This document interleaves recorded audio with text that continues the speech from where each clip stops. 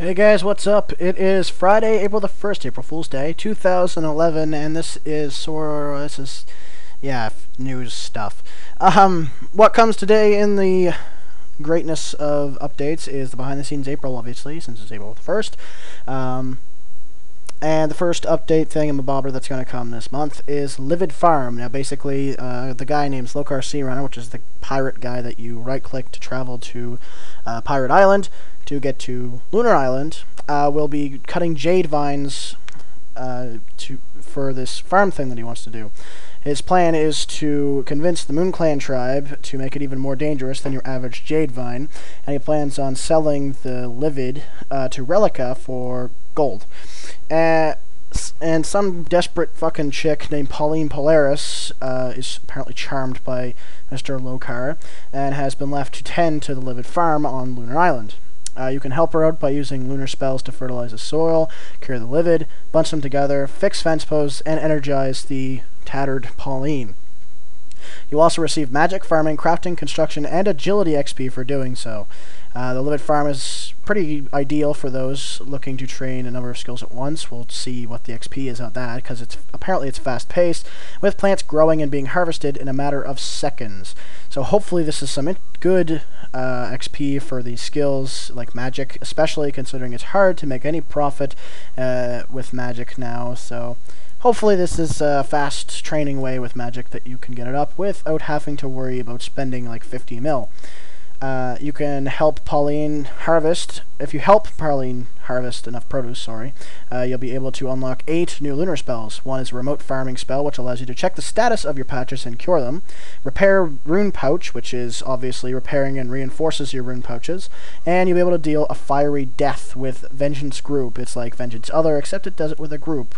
Teleport Group, I guess, would be the closest spell to that. At this point. It'll be definitely quite interesting for PvP, see a bunch of people casting this Vengeance Group thing. Also be quite good for people doing Slayer tasks as well, I guess.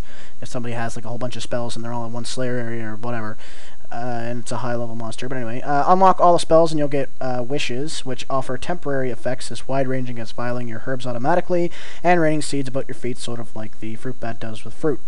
You'll also be able to cast each spell in the Lunar Farm without the required magic level. I'm assuming that they're going to be high, especially for Vengeance Group. That just seems to me like it's going to be like a 96-ish area. But you'll gain less XP, and the rewards will come more slowly if you do these spells inside of the farm. The Livid Farm itself will only be accessible to those with the following requirements: lunar diplomacy completed, magic level of 70, farming level of 60, crafting level of 60, and construction level of 50. That sounds interesting. Hopefully it's a good XP for magic, farming, crafting, construction, and agility, because let's just put it, well, magic you lose cash, farming slow XP but profitable, so it's kind of like a kind of thing there, more of the XP than the money. Crafting you lose cash unless you do flax. Construction you lose a fuckload of cash, and agility you don't lose anything, it's just slow and boring, so hopefully this is a faster way to train that. Hopefully. But anyway, let's move on to the next thing. Clan Camp. It was announced last week, Tuesday, the 12th of April, and it was also mentioned briefly in David's little update thing, which he did. You can watch that if you so please. Well, anyway, the Clan Camp will be released this month, and it's in-game support for RuneScape's many clans. It's nice that they're recognized in the clan community. I'm personally in the clan. If you want to join that clan, chat to see if you want to either join the clan or just chat. Name will be in the description of this video if you so choose to join it. But yeah, it'll be in-game support for many of RuneScape's clans, and for those who aren't yet part of a clan, so you can join clans here. The clan camp will be set up just outside of Falador on the south wall, and it'll be the hub, apparently, for clan activity. Be that setting up a clan, recruiting, arranging events, or just for private and public meetings. That's nice to have a spot to meet. Hopefully they have more tables than what I've been in some places. Like, I've been in houses where there's like 50 people in this fucking house, and they have one table. Not fun. Your first port of call, weird wording there, would be the clan scribe, who will help you officially register your clan and personalize it with clan motif, colors, and a motto. Okay. The colors and motif you pick will be reflected in your clan cloak and on your vexillum. A wieldable flagstaff, which is a the vexillum is a wieldable flagstaff that can be used as a tool to recruit other players for your clan. Also, it'd be kind of cool to have that. Video makers, I think, would find that interesting for storyline video makers. I think that would be good for that, but they already have flagstaffs, I suppose. But you know, whatever. We'll see how this plays out. But I think that's kind of cool. But I want to stop for just a second and say that it would be really, really, really, really cool if they had the flagstaff design. You could have a design on it, and it was sort of like Black Ops's emblem, where you can have multiple layers to work with and multiple preset things, so you can put it on. Of course, nothing profane, obviously.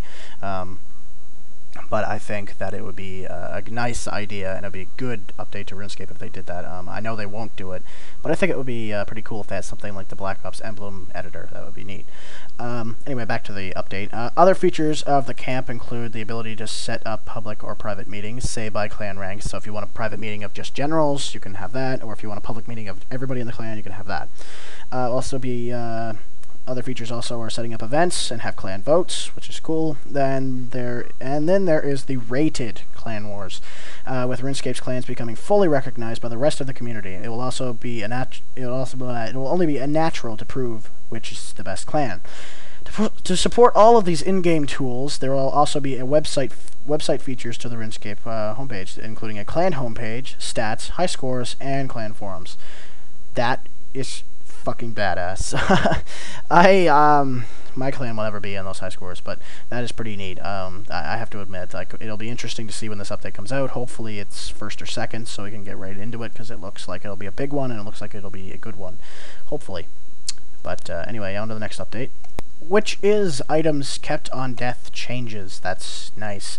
Dying within RuneScape will become slightly less painful this month, as they introduce the concept of limbo, the game. If you die in any unsafe, non-PvP area, you will be prompted to choose which items you want. So basically, it'll bring the screen up, and you'll have all of your items in your inventory and you're wearing, and you'll be able to pick the 3 that you want to keep for sure. Which is good, because some of the items kept over death is fucking stupidly ridiculous. Like keeping, I'm not giving any examples, but there are some really stupid ones, like the Karasi's one, where I think it was like keep Karasi's over like bandos and shit. I don't know. But anyway, you will also certain items will always be kept on death, most notably coins. But reminder, this is all non-PvP, so you will still lose your coins in PvP. But the coins isn't the only one that you will keep. Quest-specific items and common low-value items as well, such as tinderboxes and fishing rods. Also, you'll be given a choice of where you respawn, so you can pick and choose where you want to respawn. That's interesting. That will be, of course, any of the respawn points you have unlocked. So if you only have a Lumbridge, you'll just defaultly go to Lumbridge. And the unlockables are Lumbridge, Falador, Camelot, and Soul Wars. Personally, I have Lumbridge and Falador. I don't have Camelot or Soul Wars. I haven't done the quest for that, or whatever the fuck you need to do for that. And also, or you'll last... I'm such a mix-up today. Yeah.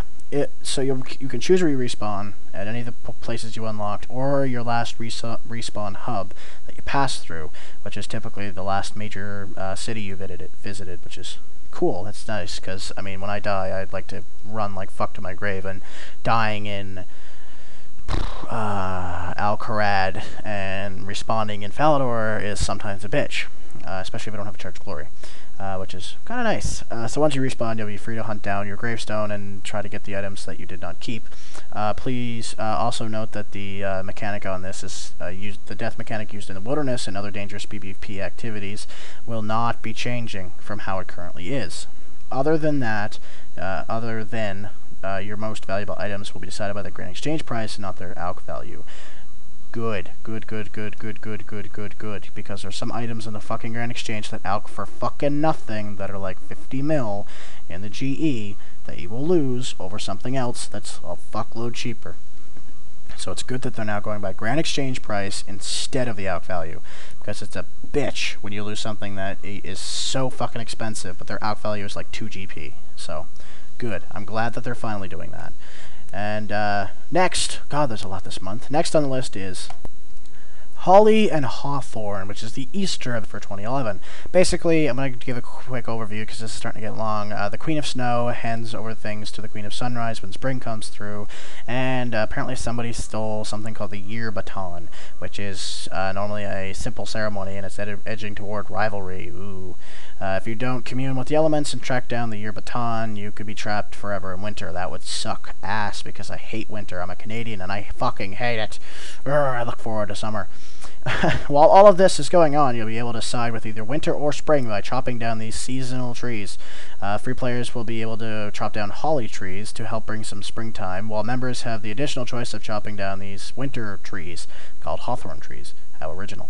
The season tree will keep track of how things are going, and the land of holly and hawthorn will sway between seasons based on how many of each tree is cut down. So if there's more winter tree cut down, it'll be winter. If there's more spring tree cut down, it'll be for spring. And I imagine people are sick of winter, so it'll probably be spring. I hope. I don't want to see winter in there. Fuck, that'll be annoying. It makes me want... never mind. We'll get there when the update comes out. Everyone who pitches in will be in this event's holiday item. So basically you get the item, everybody who does it. But members will get an added option of making it more than just cosmetic, by changing it with the ability to locate and teleport to evil trees around RuneScape. Cool. Much like the communing with the spirit tree. Cool. This additional function will only be available for a month after the event. Fuck you. Stupid thing functions only available for so long. God damn it. And last on the list is the royal wedding, with the marriage of course, this company's British, right? The marriage of Prince William and some bitch on Friday, April 29th, brings with the public holiday in the UK. Cool. Do they get the day off? Can I have the day off too? I'm in Canada. We're sort of-ish. We're sort of British, right? No, I'm not gonna get it. Whatever. Anyway, so basically they're just doing this party thing where Diango, the fucking loser in Draenor Village, is selling some party items, including confetti, bouquets of flowers, fireworks, bubble makers, firecrackers, and something about a mug. Anyway, so yeah, I don't know if that's coming out right now or not, but whatever. Anyway, guys, that is all of the news. Thank God. This week, hopefully, it'll be a lot shorter next week. And one more thing before I go, big sigh from me, you don't hear that very often, is that RuneScape Gathering, Excel or whatever somebody, Excel was the one who advertised it. It's gone, around the community, obviously. I personally am going. If I'm online, I'm gonna go because it's fun and shit. And if you want to, see me and say hi and shit like that, please do, because what's the point? That is kind of the point of the gathering, but if you see me or whatever at the gathering, you want to say hi, I will put my RuneScape username in the description, and that I will be using. I'll also put my main account. There's 2 accounts. I'll put one of them. I'm bringing to RSG, which is my pure Failgex, which is my reporter account, and my main account, Shadowboy. I will not be bringing to that just because Shadowboy's name is lame, but people will recognize Failgex more than they will Shadowboy. So, I might bring Shadowboy near the end just to see if there's any, hardcore, die-hard fans, but I highly doubt that. I don't think I have fans, so, whatever. But anyway, that's, it. I'm going to skiddly-doodly-daddle and, go eat some fucking pizza. And, we'll see you guys later. Thanks for watching and subscribing and stuff like that. It's been great support the past couple of weeks and shit. And, thanks a lot, guys. Peace.